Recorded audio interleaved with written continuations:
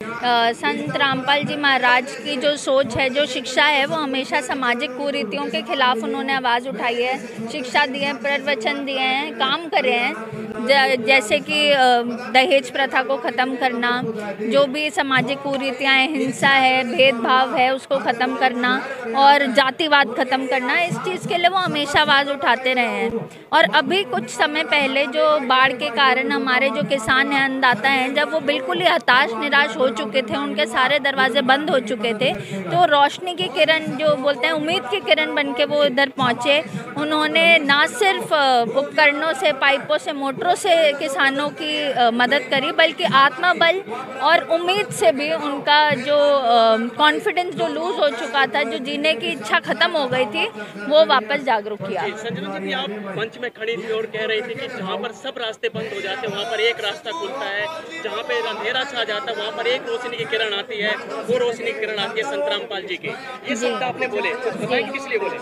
जी, क्योंकि जैसा कि मैंने बताया कि जब पानी इस हद तक बढ़ गया था कि ये कह रहे थे कि साल भर तक नहीं सूखेगा, वहाँ पे जो तुरंत तौर पे बड़े स्केल पे अगर किसी ने एक्शन लिया है तो वो संत गुरु रामपाल जी महाराज ही हैं। तो वो मसीहा बन के आए हैं और ये इतिहास गवाह है, जब भी मानवता पे कठिनाई आई है, किसी एक महापुरुष ने मसीहा बन के उस कठिनाई को दूर किया है। मैं इस बारे में परिचित नहीं हूँ कि अन्य संत क्या कर रहे हैं, लेकिन हाँ, ये बात ज़रूर कहूँगी कि अगर जितने जो लीडर्स हैं, जो संत स्पिरिचुअल लीडर्स हैं, जिनके साथ इतने सारे सपोर्टर्स हैं, अगर वो ऐसे कदम उठाएंगे और उनके सपोर्टर्स भी उस बात को समझेंगे, तो ये जो आपदाएं हैं, ये जो कठिनाइयां हैं, ये बहुत जल्दी लुप्त हो जाएंगी। हमारा जो देश है, हमारा जो विश्व है, उसमें अगर 100 तरीके के लोग हैं तो उनके 100 तरीके के विचार हैं। हम किसी के विचारधारा को ना बदल सकते हैं, ना इन्फ्लुएंस कर सकते हैं। जो इंसान को सोचना है, जो फॉलो करना है, जो मानना है, जो सही गलत उनके हिसाब का है, वो करेंगे। लेकिन वहीं अगर कोई सही बात कर रहा है, सामाजिक कुरीतियों के खिलाफ काम कर रहा है और उदाहरण बन के काम कर रहा है, प्रेरणा स्रोत बन के काम कर रहा है, तो उसको सराहना, उसको सम्मानित करना इज द लीस्ट। हम जो कम से कम जो हम चीज़ कर सकते हैं वो ये कर सकते हैं कि उनका धन्यवाद कर सकते हैं। संजना जी, क्या आज तक देखा कोई ऐसा संत, कोई ऐसे पाइपें मोटर बांटता कोई संत देखा? आपकी उम्र भी काफ़ी है, तो देखा ऐसा?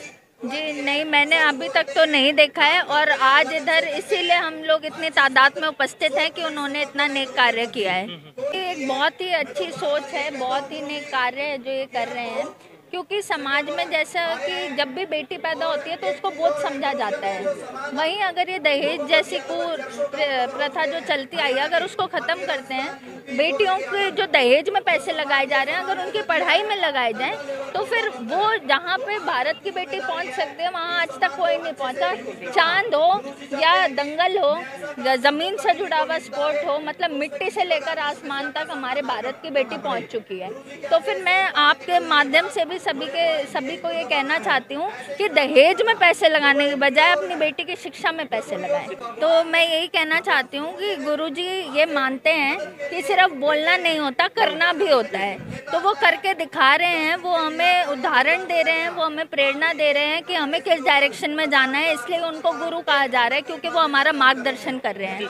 अगर हम सभी लोग अगर हम बहुत सारे लोगों का नहीं कर सकते, किसी एक व्यक्ति की भी मदद कर सकते हैं, तो उनकी जो शिक्षा है वो कामयाब हो रही है।